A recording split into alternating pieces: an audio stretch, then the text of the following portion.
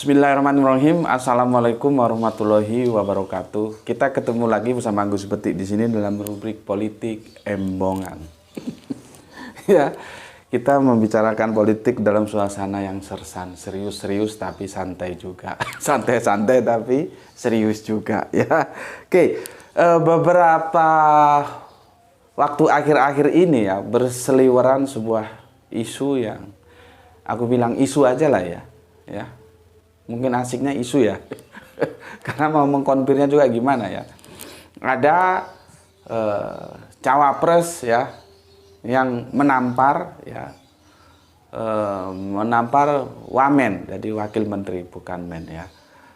Nah kalau cawapres menampar wamen dalam sidang itu sepertinya ya, diisukan dalam sidang, ya dia kan akan merujuk ke satu sosok kalau gitu. Meskipun nggak disebut nama, kita tahu kan siapa cawapres yang sekarang itu masih menteri. Karena kalau nggak menteri, bagaimana dia masuk dalam sidang kabinet itu kan. Jadi sebetulnya tanpa disebut nama itu sudah merujuk kepada seseorang cawapres dari 3 cawapres yang ada ya. Karena diisukan itu di sidang para menteri itulah ya. Cuman gue juga nggak tahu yang digampar kok wamennya ya, bukan menterinya gitu. Yang kita tidak tahu lagi, kenapa digampar? Kan kita tidak tahu itu. Ya, kita tidak tahu. Jadi pesan aku untuk semua peor-peor tercinta ya, peor-peorku yang aku kasihi juga ya, aku sayangi, aku cintai ya. Sebagaimana kita harus mengasihi, menyayangi, mencintai kedamaian untuk Indonesia kita ini ya. Dalam suasana seperti ini kita harus hati-hati menerima berita ya. Jadi aku akan membahasnya dari sisi yang lain ya. Dari sisi yang lain ya. Apa itu tajuknya? Tajuknya siapa yang diuntungkan? Ya. Siapa yang diuntungkan dari isu yang sedang berkembang ini? Tampar ini ya, siapa yang diuntungkan? Apakah si cawapresnya ataukah lawan politiknya yang diuntungkan? Coba kita analisa ya. Jadi gini loh ya. Pertama tadi, kan kita tidak tahu. Jadi kita sebetulnya tidak boleh mengambil kesimpulan kalau kita tidak tahu kronologisnya secara utuh, secara holistik. Misalkan benar ditampar, ini misalkan, gue kan ngomong misalkan. Kan kita harus tahu kenapa dia ditampar. Harus tahu dulu. Gitu ya. Baru nanti kita menyimpulkan. Dia layak mendapatkan tamparan atau tidak layak mendapatkan tamparan. Dan mengapa harus ditampar? Kok nggak lewat dialogis dulu? Nah, jadi kan banyak masalah-masalah yang harus kita teliti kelengkapan beritanya itu. Kita kan tidak tahu hanya yang tersiar itu cawapres ya menampar wamen ya. Seperti tadi, lah kok wamen ya, kok bukan menteri. Itu juga bukan menteri, bukan wamennya dia ya. Ya. Berarti kalau menampar di dalam sidang para menteri, berarti kan dia masih posisi menteri sekarang. Nah sekarang seperti tadi aku bilang, dari ketiga cawapres itu siapa yang sekarang masih menjabat jadi menteri? Kan kita dengan gampang bisa menyebut satu nama gitu ya. Tapi mau gue sebut juga nggak usah, percuma. Karena kalian juga sudah tahu untuk apa juga disebut ya. Lagi pula beritanya kan masih simpang siur ya. Aku coba menganalisa lain dari yang lain ya, dari apa yang sudah tersebar di dunia maya. Maka siapa yang diuntungkan dalam isu ini ya, atau bisa juga siapa yang dirugikan dalam isu ini gitu ya. Oke, gampangnya kan begini. Misalkan ini kita lihat cerita Lenong lah ya, supaya gampang. Cerita Lenong. Ya. Gue naksir putrinya Haji Bokir lah misalkan ya, maka gue bikin sandiwara supaya gue jadi hero Ya, caranya gimana? Nanti gue suruh ya siapa gitu ya di tengah jalan untuk mengganggu putrinya Haji Bokir. Padahal itu suruhan gue. Ya. Setelah itu nanti gue datang sebagai hero untuk membela putrinya Haji Bokir. Sehingga gue dianggap sebagai hero dalam keluarga Haji Bokir. Maka ketika lamaran itu gue sampaikan kepada Haji Bokir akan menerima gue sebagai mantunya. Itu kan sering ya, nggak tahu anak-anak sekarang ya, milenial. Kalau zaman-zaman dulu masih TV hitam putih kan ada Lenong Betawi, itu ada cerita seperti itu. Jadi sebetulnya sih intinya, untuk seseorang itu menjadi hero harus ada peristiwa. Kalau nggak ada peristiwa, nggak bisa seseorang itu menjadi hero. Kan begitu, ya. Nah, peristiwa itu bisa dibikin, bisa juga tidak dibikin, bisa by design, bisa tidak by design. Kalau yang tadi kan by design, memang disuruh, ya, itu goda itu, ya, putrinya Haji Bokir. Atau ada yang tidak by design, memang, ya, memang putrinya Haji Bokir itu diganggu oleh pemuda lain, maka datanglah sosok pemuda yang berniat ingin meminang putri Haji Bokir itu, ya. Tapi intinya entah itu by design, entah itu naturally, tidak by design, sama saja. Untuk menjadi hero harus ada peristiwa. Paham lu? Ya. Nah, sekarang kita lihat. Sekarang sudah ada peristiwa. Peristiwanya apa? Yaitu isu yang berkembang kemana-mana. Ada capres menampar ya wamen ya dalam salah satu sidang ya, sidang kabinet gitulah ya. Ini kan menjadi isu dan kita tidak tahu ditampar karena apa, yang nampar siapa ya. Tapi seperti tadi itu gue bilang, kalau dia capres dan itu masih menteri ya kita tahu lah ya. Ini isunya, ini peristiwanya ya, ini peristiwanya.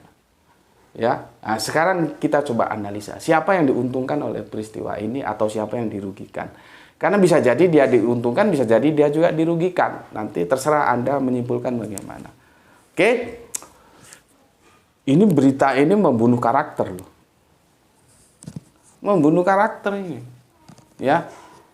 Jadi seseorang itu diposisikan menjadi sesuatu yang tidak dialogis, yang main gampar, yang galak, yang semau gue yang kuat, apain lu? Yang tukang gencet, nah, bisa diposisikan seperti itu. Sehingga yang gue bilang, ini bisa-bisa black campaign juga ini. Ya, karena apa? Nama sosok yang diberitakan menampar ini, meskipun nggak disebut namanya, itu kan menjadi jelek. Ya, meskipun tadi kita seharusnya tahu ditampar karena apa. Ya mungkin sudah diomongin berkali-kali, nggak mau manut, jengkel gitu ya bisa juga. Tapi kan tetap saja publik nggak mau tahu. Ya, publik itu gitu ya. Apa isu yang sampai dia nggak mau tahu, ditelan gitu aja. Siapa dia? Kenapa menampar? Ya sudah, mereka nggak perlu ditampar karena apa. Langsung saja si penampar itu mendapatkan penilaian yang buruk. Yang buruk. Ya, namanya menjadi jelek. Ya, gitu kok mau jadi pemimpin. Ya nanti rakyatnya digamparin semua. Bisa bilang begitu. Ya, bisa. Ya. Apalagi kita, rakyat kecil. Ya, orang wamen aja digampar kok, apa nggak mampus kita. Bisa. Karena publik, ya, publiknya tentu rakyat, dia akan mengambil sebuah cerita untuk menjadi landasan untuk dia ya mengambil kesimpulan, meskipun kesimpulannya itu bisa jadi ya bisa jadi benar juga bisa jadi salah, belum tentu benar juga belum tentu salah. Kan karena kita nggak tahu digampar karena apa. Kalau itu memang benar-benar digampar, artinya isu ini benar-benar terjadi gitu loh. Kalau benar-benar terjadi. Sementara ini kan masih, makanya gue bilang isu lah, bukan berita. Ya, ada capres menggampar wamen. Gitu. Ya, kan banyak itu. Wah, jangankan Kita wamen aja digampar, kan begitu. Itu nama dia nih, nama cawapres ini hancur. Kalau di situ hancur, ya hancur dia. Ya karena sudah jelek. Ya, orang kan jadi ngeri. Jadi nanti kalau terpilih jadi presiden tukang gampar, ya presiden gampar atau presiden tempeleng gitu kan, tempeleng gitu, ya kan jadi waduh kok gini gitu ya, ya apa bedanya sama preman pasar? Ya jadi bahasa-bahasa physically itu kan bahasa-bahasa preman pasar gitu ya. Masa kita akan dipimpin oleh preman pasar, kan jadi berkembang kemana-mana. Oke, kalau kita lihat dari sisi itu, maka itu rugi si sosok yang diisukan menggampar itu menjadi rugi. Ya, itu sisi pertama ya. Oke. Sekarang kita lihat sisi kedua. Ya. Sisi kedua ya. Sampai sekarang gue nggak tahu nanti ya. Sampai sekarang sosok yang diisukan itu tenang-tenang saja. Ya, tenang-tenang saya membalasnya dengan senyum, dengan joget. Biasalah ya, gitu gayanya dia. Ya, tenang-tenang saja. Artinya tidak merespon itu. Ya, padahal dia kan bisa melakukan tuntutan balik. Secara hukum bisa itu. Ya. Melakukan tuntutan balik karena sudah memfitnah nama dia. Ya siapa lagi cawapres yang masih menteri kalau bukan dia, kan? Cuman dia menghadapinya dengan cool, kalem, confident, dengan senyum, dengan joget-joget. Di situ justru akan menjadikan dia hero, ya. Dulu diisukan seperti itu dia tetap tenang aja, ya. Padahal kan dia punya kans untuk membawanya ke ranah hukum dan diselesaikan secara hukum. Bisa saja kan, tapi dia tidak mau, justru menghadapinya secara cool, kalem, confident. Itu bisa menjadikan dia hero. Kalau yang pertama tadi bisa menjadikan dia orang yang termarginalkan dengan keburukan tempeleng tadi itu, gampar tadi itu. Jadi sosok pribadi yang buruk. Tapi kalau kita lihat sisi kedua, bagaimana dia meresponnya, itu bisa menjadikan dia, kalau gue bilang contoh tadi pahlawan, bisa menjadikan panggung dia untuk naik. Lihat itu, ya, dia tetap tenang, nggak geradak geruduk, nggak sedikit-sedikit dituntut balik, nggak sedikit-sedikit hukum, tapi tetap menghadapinya secara santai, dengan senyum, dengan tertawa, dengan joget kalau perlu gitu. Itu bisa menaikkan rating dia. Ya, sehingga 180 derajat dari pandangan yang pertama yang gue bilang tadi.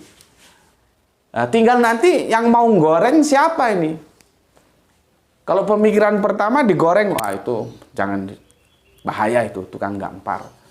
Nanti bagi yang pro digoreng lagi, oh dia itu loh nggak menggampar, tapi diisukan seperti itu dia tetap cuek, tenang, itu kedewasaan berpolitik itu seperti itu.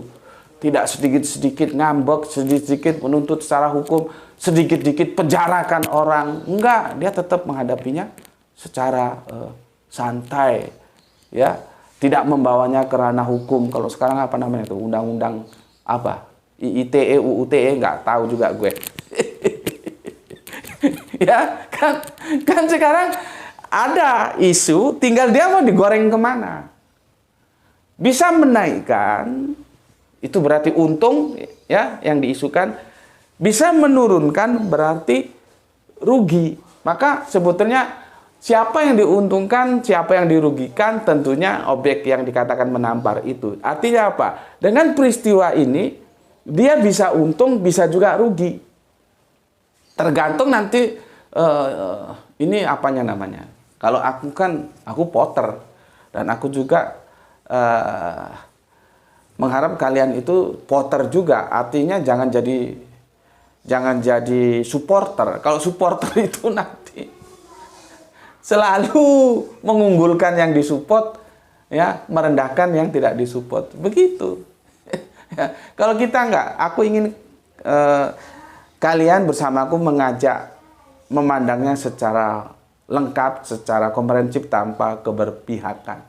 Seperti apa yang aku lakukan selama ini, ya, meskipun kadang-kadang ada juga yang masih menuduh aku berpihak gitu. Ya mau bagaimana lagi, orang juga bebas-bebas saja memberikan penilaian. Kalau gue sih nggak berpihak, ya. Seperti ini gue ceritakan apa adanya. Tergantung nanti para marketing politiknya inilah, ya, marketing politiknya ini, ya, atau supporter-supporternya ini, ya, untuk menggoreng, ya, supporter-supporter para capres-capres ini, ya. Kalau lawannya tentunya membawa ke sisi negatifnya. Wah, ngapain juga lu pilih tukang gampar? Wah, main aja digampar, apalagi muka lu bisa habis digampar. Nggak ada dialog, langsung main gampar. Itu dari sisi yang menyerang. Tapi dari sisi supporternya dia sendiri, itu kan supporter presiden, cawapres lain. Dari supporter yang dia sendiri, oh, itulah bentuk kedewasaan beliau. Ya, tetap meskipun dipitnah seperti itu, tidak serta-merta membawanya ke ranah hukum. Padahal bisa itu kalau mau, ya, dituntut secara hukum. Ya, tapi beliau tidak mau, tetap mensikapi dengan senyum, dengan tawa, dengan joget-joget dan segala macamnya. Nah, jadi dua isu ini bisa dimainkan. Nah, aku mengajak kalian semuanya, kita wait and see saja, ya. Kita lihat, karena juga kita tidak tahu berita ini by design atau naturally. Benarkah ada penggambaran, kita juga nggak tahu. Karena apa juga digambar, kita tidak tahu. Yang jelas kita harus hati-hati, ya, menerima informasi-informasi yang sekarang semakin lama semakin memanas karena semakin dekat ke 2024, ya, di mana tahun-tahun politik semakin meningkatkan persaingan di antara mereka. Maka kita nonton aja, ya, kita nonton aja, kita lihat bagaimana sepak terjang mereka, ya. Jadi jangan terlalu bawa ke dalam dunia-dunia yang itu menimbulkan fanatisme, ya, memutuskan persahabatan di antara kita, silaturahmi di antara kita menjadi tidak lagi bersatu, ya, karena beda pilihan, saling dukung sana, saling dukung sini. Enggak, aku ngajak kalian, kita bukan pendukung, kita pemilih, kita pilih yang terbaik, ya. Nggak ada urusan dukung-mendukung, bukan apa-apa kita. Ya, kita pilih yang terbaik, semoga yang terbaik menjadi pemimpin yang akan memimpin negeri kita ini menjadi lebih baik. Kalau nggak ada yang baik, Gus, waduh, nggak bisa jawab gue kalau itu. Lu jawab sendirilah, ya. Oke, sampai di sini, ya. Sampai ketemu lagi di rubrik kita, yaitu politik embongan. Matur nuwun. Assalamualaikum warahmatullahi wabarakatuh.